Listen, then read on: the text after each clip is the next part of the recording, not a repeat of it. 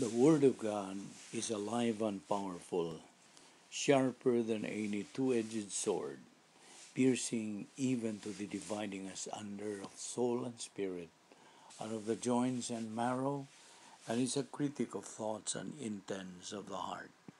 All Scripture is God-breathed and is profitable for doctrine, for reproof, for correction, for instruction in righteousness, that the man of God may be mature, thoroughly equipped unto all good works. Study to show thyself approved unto God, a workman that needeth not to be ashamed, rightly dividing the word of truth. Proverbs 3 verses 1 says, My son, do not forget my teaching, but let your heart keep my commandments. Verse 2, For length of days and years of life and peace they will add to you. Luke 11:28, How happy are those who hear the word of God and obey it. Following our customary procedure, the next few moments are devoted to silent prayer in order that we might be properly and academically prepared to concentrate on the teaching of the Word of God. Let us pray.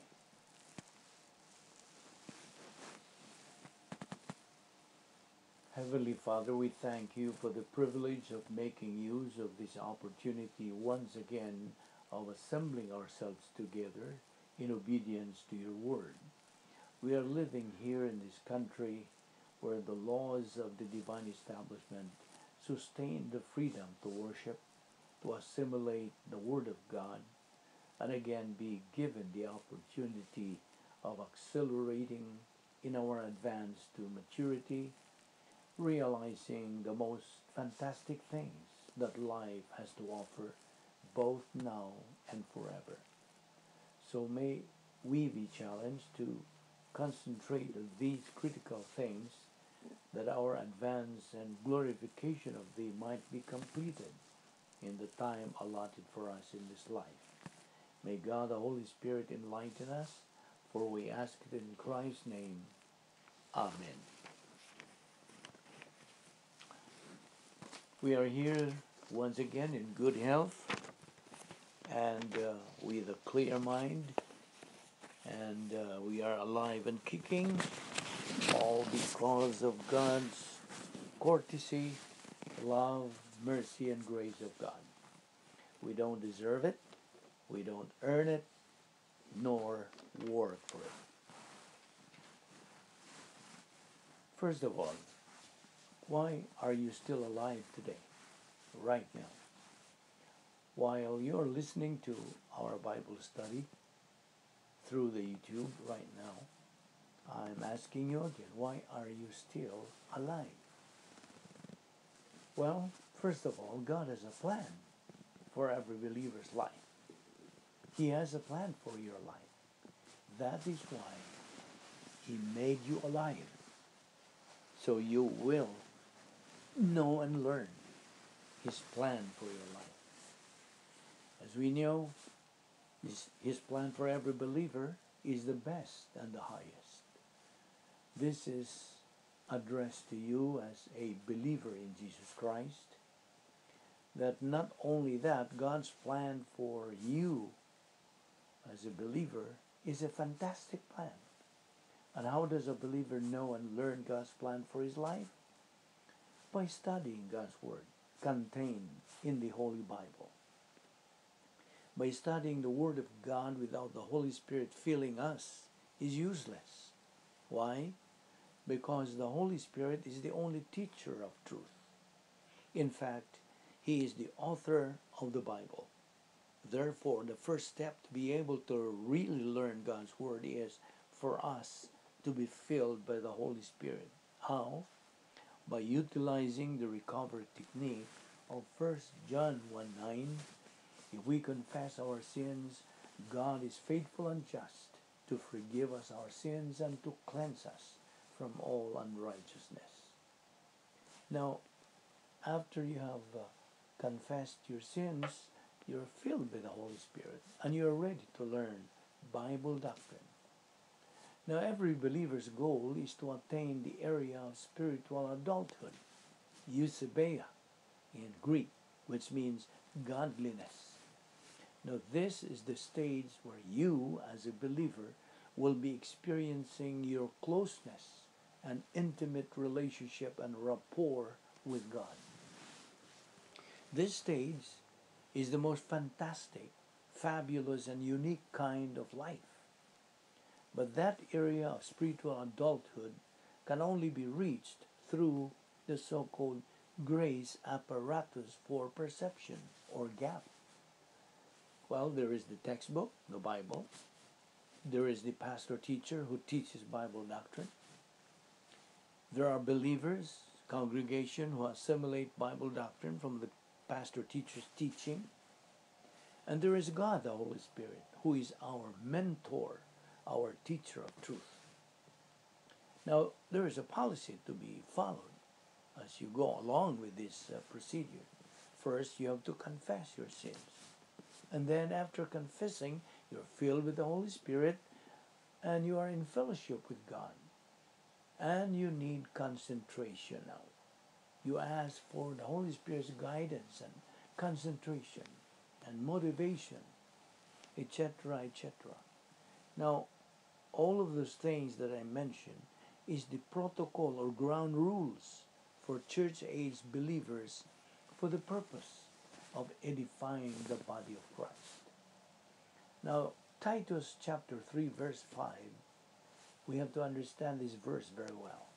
It says, "Not by works of righteousness which we have done, but according to his mercy he saved us by the washing of regeneration and renewing of the Holy Spirit."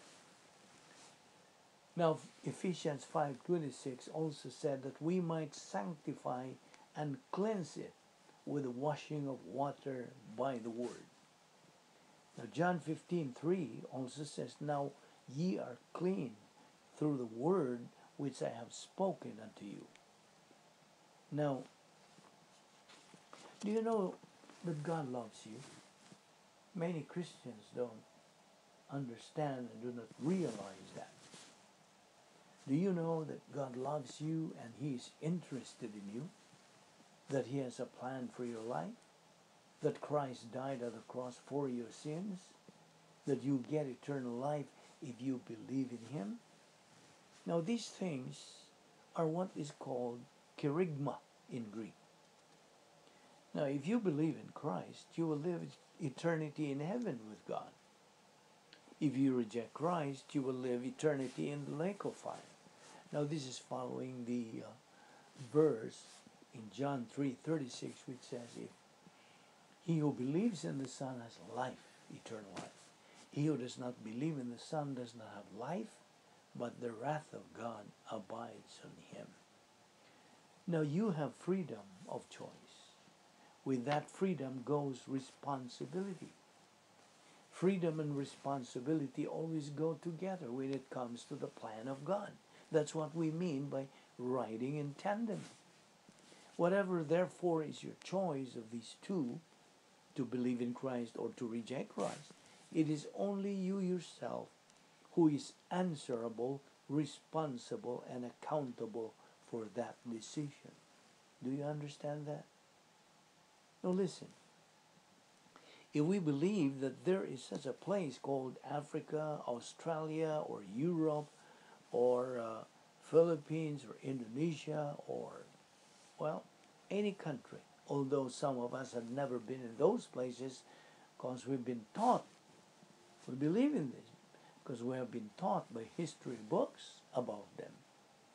And if we believe that 1 + 1 = 2, 2 + 2 = 4, etc., etc., because we have been taught through mathematic books, why can't we believe now God Himself, who says in His Word, "Believe on the Lord Jesus Christ, and you will be saved"?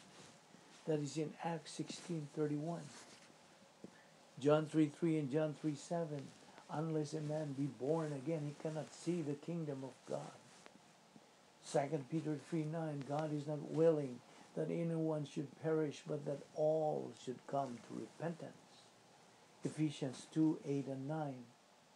We have been saved by grace through faith. This salvation is not of yourselves. It's a gift of God, not of works, lest any man should boast. Acts 4:12. Neither is there salvation on any other under heaven given among men whereby we must be saved. And also in John 14:6, our Lord Jesus Christ himself said, I am the way, the truth, and the life. No one comes to the Father but by me. And if we continue in our spiritual momentum every day, we have to feed our soul with the Word of God, because the Word of God is the only food for our soul. If we need,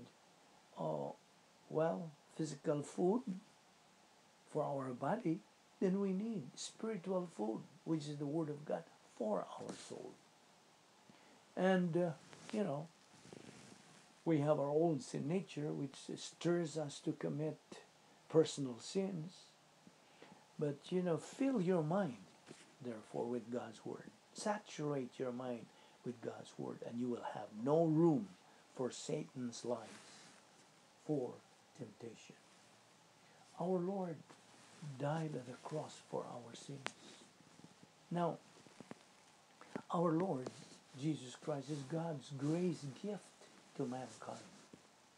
God the Father loved the world so much that he sent his only begotten Son to take upon himself the penalty of sin that rightfully belonged to all men. John 3:16.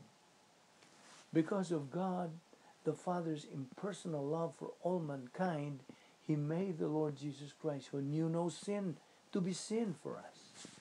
2 Corinthians 5:21. Jesus Christ became our substitute. But God demonstrates his own impersonal love toward us in that while we were yet sinners, Christ died for us as a substitute for us. Now, in order to be the Savior, the undiminished deity of God the Son, our Lord Jesus Christ, took on true humanity.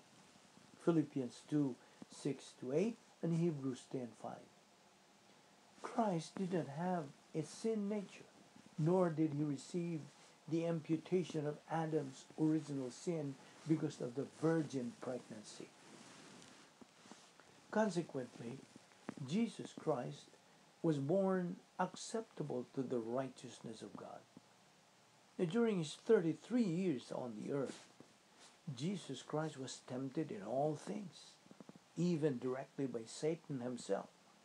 Yet he remained impeccable, without personal sin. Matthew 4:1-11, Hebrews 4:15. He alone perfectly fulfilled every demand of the Mosaic law.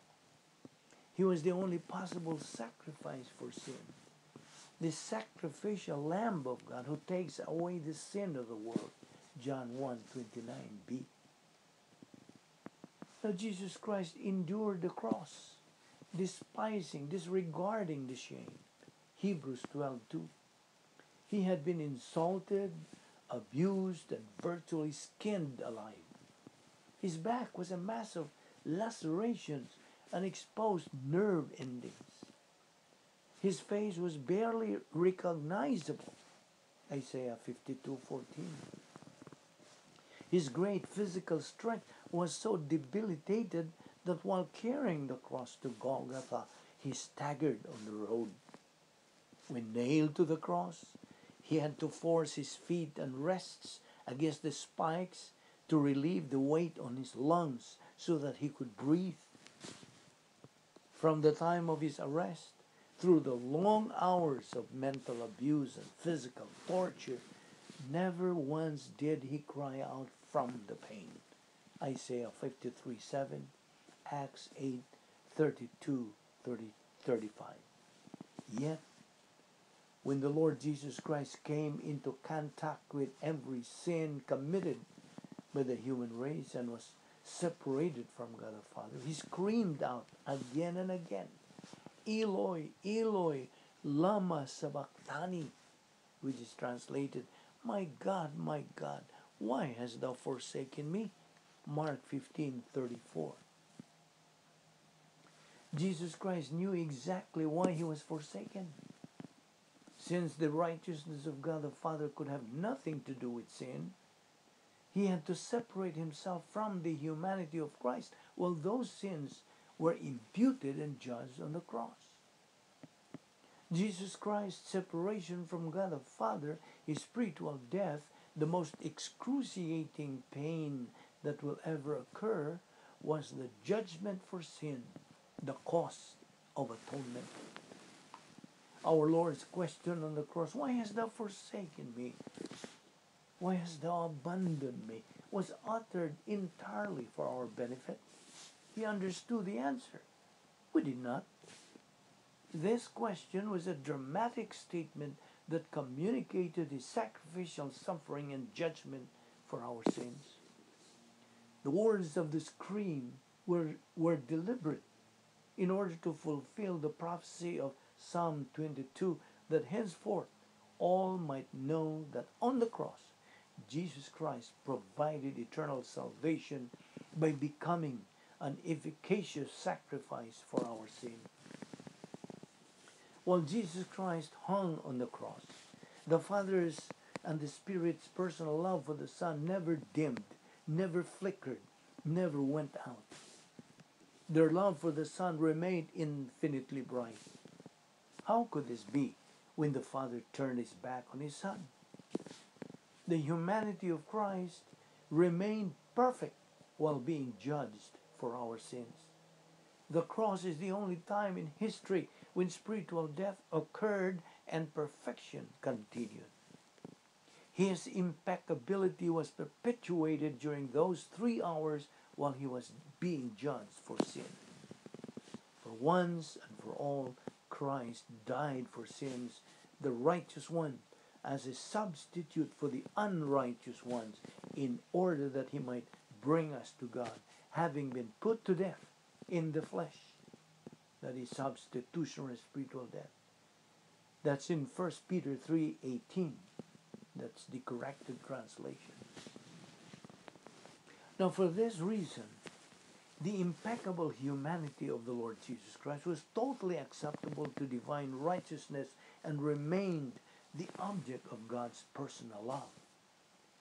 God the Father continued to love the Son, even as he imputed the sins of the entire human race to him.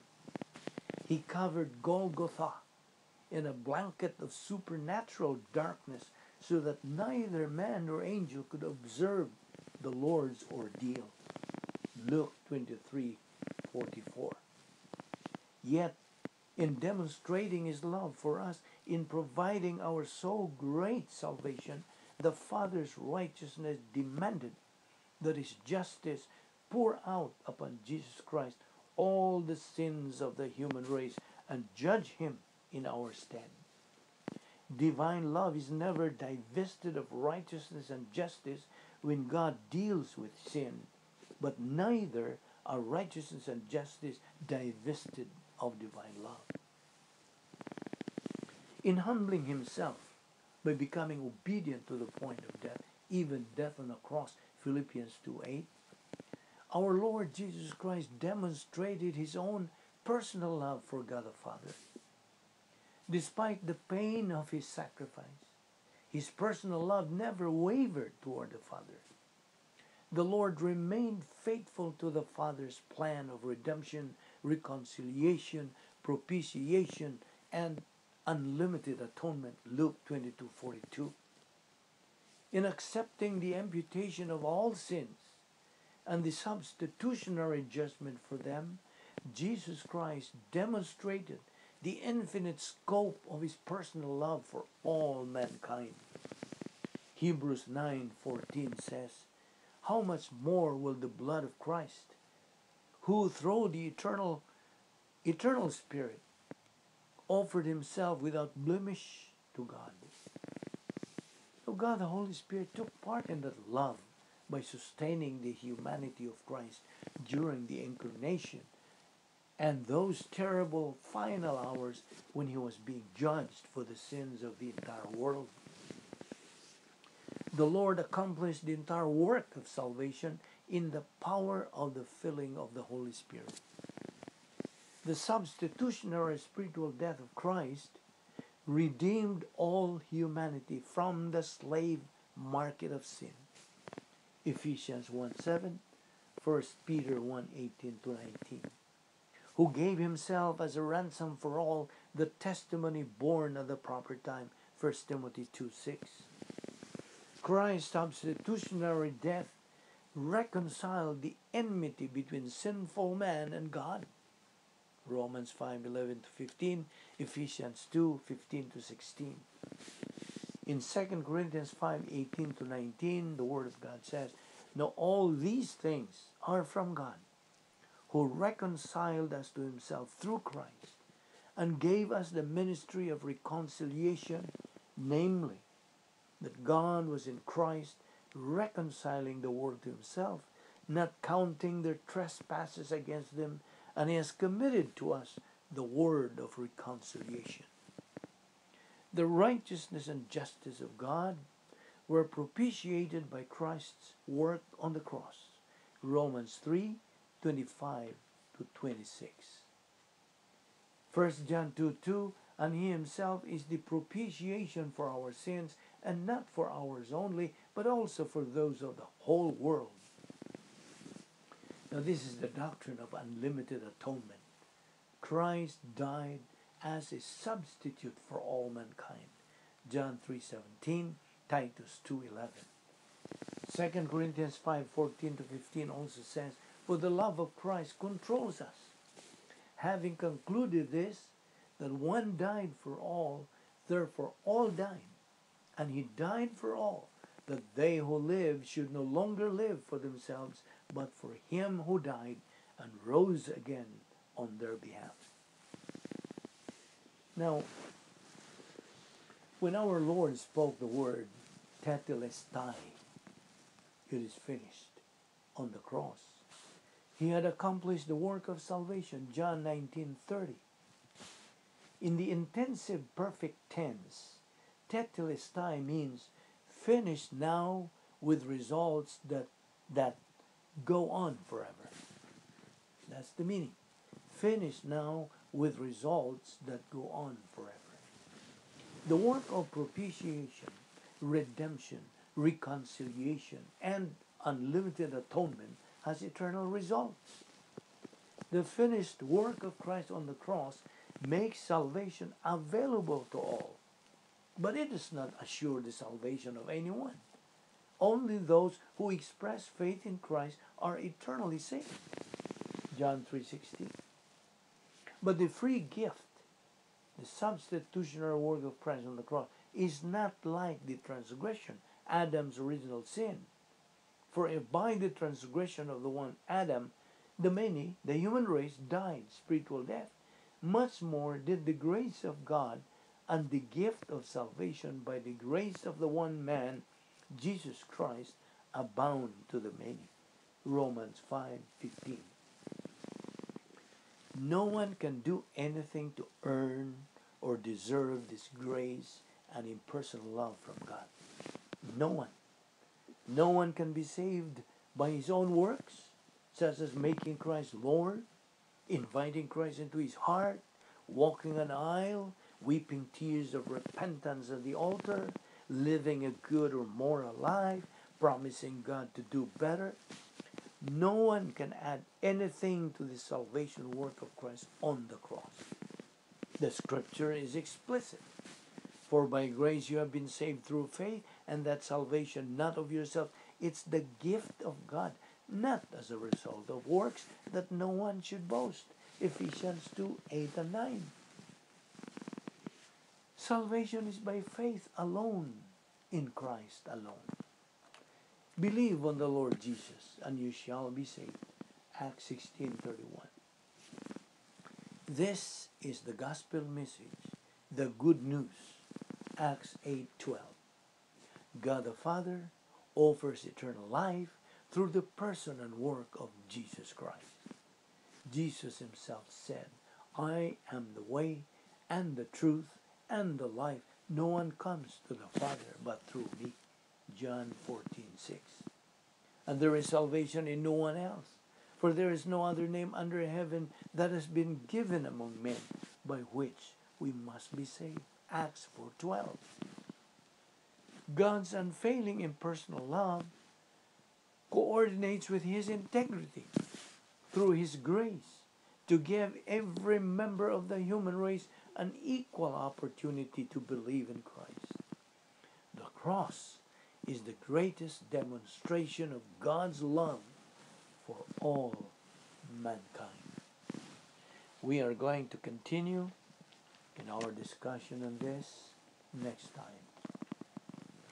The scripture declares, God in this manner loved the world, that he gave his only born Son, that anyone believing in him may not perish, but have everlasting life. For God sent not his Son into the world to condemn the world, but that the world through him might be saved. He that believeth on him is not condemned, but he that believeth not is condemned already, because he hath not believed in the name of the only begotten Son of God. Jesus Christ went to the cross. He died for the sins of the human race. He removed the barrier between man and God, so that man can step across into eternal life by trusting in Christ as Savior. And therefore, as you sit here while listening to this lecture or Bible study, with your eyes closed to assure you of privacy, you have the option right now of making the greatest decision of life, the decision that brings you everlasting life, deliverance from the wrath of God to come, the lake of fire. Becoming a member of the royal family of God, having righteousness imputed to you permanently, and that is the decision to trust in Christ as your Savior, to believe that he died on the cross for the sins of all men. That's the only thing that you have to do to get eternal life. That's the only thing that you can do to get eternal life. You cannot do anything else. In response to the question, sirs, what must I do to be saved? The answer came back, believe on the Lord Jesus Christ, and thou shalt be saved. The way to eternal life is faith in Christ. Therefore, believe on the Lord Jesus Christ, and thou shalt be saved. Let us pray.